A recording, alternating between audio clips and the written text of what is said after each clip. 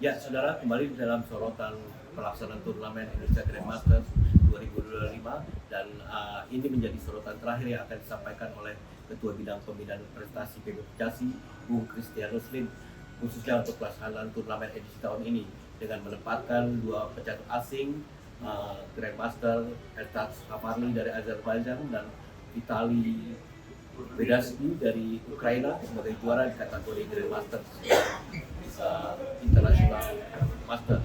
Dan terlepas dari itu juga pecatur Indonesia Master Internasional Yosef Tahir dan juga Master FIDE Satria Duta Cahaya bisa meraih posisi kedua dan meraih norma untuk Yosef norma Grandmaster pertama dan Duta Cahaya ditasbihkan meraih gelar Master Internasional di turnamen ini. Dan Bung Kris, bagaimana nih pengamatan Anda setelah menyelesaikan 2011? Ya, ini untuk kedua kalinya ya kita praktis penyelenggara sukses dalam hal penyelenggaraan maupun prestasi. Kenapa saya sebut begitu? Karena di turnamen Grandmaster Yosef Tahir berhasil meraih norma GM pertamanya, sementara di kategori IM Satria Duta meraih IM terakhirnya. Rating dia juga bertambah 52 poin, sementara kebutuhannya cuma tambahan 40 poin. Jadi dia melebihi persyaratan. Ini juga langsung dia dapat norma IM. Ini jadi sukses yang luar biasa. Penyelenggaraan juga seperti Ertat bilang dia puas banget. Tapi kita juga menempatkan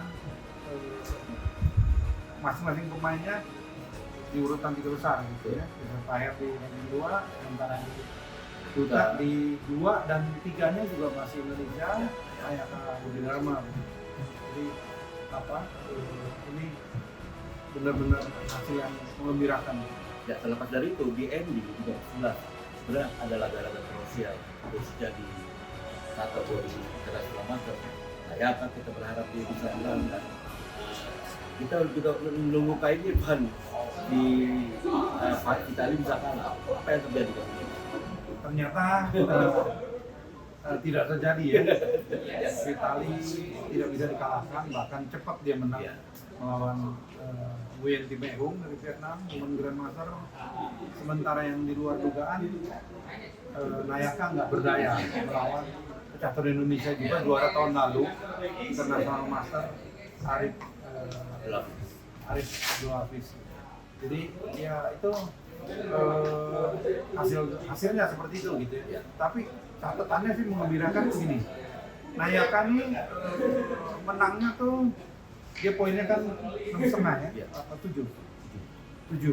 Nah itu 5 poinnya didapat dari kemenangan. Misalnya remis 2 kali kalah. Jadi dia catur petarung gitu. Itu kita yang butuhkan. Kita ini membutuhkan pemain-pemain yang enggak sekedar partisipasi, yang penting ikut, yang penting dapat hadiah. Enggak. Kita butuh pecatur yang petarung sifatnya gitu. Karena kita mau mereka nantinya tuh menjadi pecatur hebat, bukan di Indonesia saja gitu, tapi di dunia internasional gitu. Ya, untuk Duta sendiri ada catatan. Duta menangnya juga nggak ada kalahnya dia. Ini yang luar biasa. Duta nggak ada kalahnya, menangnya juga 6 kali gitu. Kemudian 6 kali sisanya remis gitu. Ini juga sesuatu menunjukkan untuk tingkat permainannya tinggi begitu. Dia nggak gampang dikalahkan. Kalau nggak bisa menang ya remis. Tapi menangnya ternyata cukup banyak. Dan kembali ke catatan di kategori Grandmasters, Yosef nampaknya main aman aja dia bisa berani hanya meraih gelar Grandmaster utamanya. Dan bagaimana ada penampilan Yosef? Iya, ini dia punya hal yang positif, yaitu suka riset gitu ya. Risetnya kadang-kadang manual masih dikasihkan gitu. Tapi itu sikap itu sangat kita butuhkan karena itu juga salah satu nilai plus gitu yang pemain lain nggak melakukan itu gitu. Nah, Yosef melakukan itu, tapi dia punya punya ciri ya, gaya main tuh di sini misalnya ya, dia 4 kali menang dan 7 kali remis. 4 kali menangnya adalah melawan pecatur Indonesia seluruh 4-4. sementara melawan 6 pecatur keluarnya hanya mampu remis gitu. Dan remisnya kadang-kadang memang dia mengarahkan ke posisi remis gitu. Kalau lawannya paksain baru mungkin dia bisa menang gitu. Tapi lawannya rata-rata yang sudah pengalaman juga memaksakan diri gitu.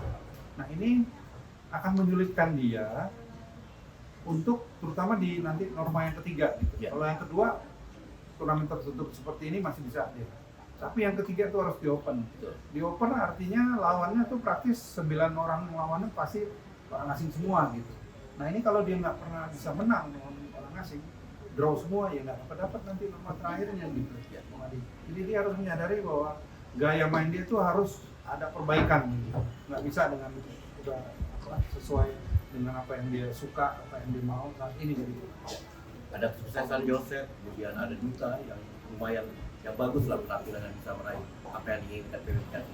Dan Pak Eka waktu penutupan, Pak Eka Putrawirya agak keras meminta pecatur-pecatur lain bisa melihat penampilan dua pecatur ini, khususnya junior mereka bisa meraih hasil terbaik.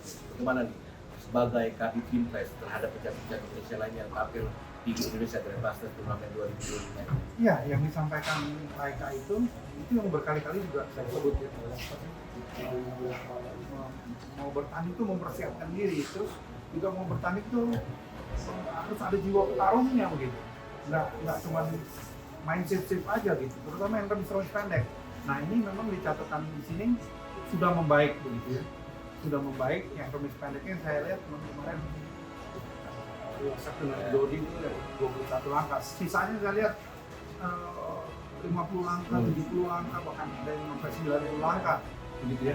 Nah juga saya ada perhatikan sampai babak 10 ya, itu juga di turnamen Grandmaster yang menang itu 23 untuk putih, 13 untuk yang hitam, hanya 23 yang draw. Oh itu bukan di GM itu di ya, di GM lebih banyak yang remisnya, tapi secara keseluruhan tetap yang kalah menang tuh lebih banyak gitu. Nah ini peningkatan dalam arti turnamen ini yang kita harapkan jadi pertarungan pecatur Indonesia dengan pecatur asing yang levelnya lebih kuat itu tercapai itu. Ini sebetulnya target utama nih, bukan juara ya, karena kalau kita mau juara kita bikin turnamen yang pesertanya lemah-lemah aja biar kita juara gitu. Sementara kan di sini tidak, kita undang itu pecatur-pecatur yang jauh lebih kuat, karena kita ingin pecatur kita mendapat pengalaman di event yang kita buat, yang PBB kita buat gitu. Nah sementara kalau juara nanti setelah ini kan ada turnamen zonal 3 poin itu babak kualifikasi untuk Piala Dunia. Nah ini waktu itu ya keputusannya memang akan diambil dari turnamen ini. Tentu yang turnamen yang pecatur Indonesia berprestasi. Ya, kalau tidak ya mungkin kita akan adakan seleksi ulang. Baik, terima kasih Bung Kris. Sorotan edisi penutup dari turnamen Indonesia Grandmasters 2025. Semoga ke depan pecatur-pecatur Indonesia semakin mencapai hasil positif ya di turnamen berikutnya. Terima kasih perhatian Anda. Salam olahraga, salam catur.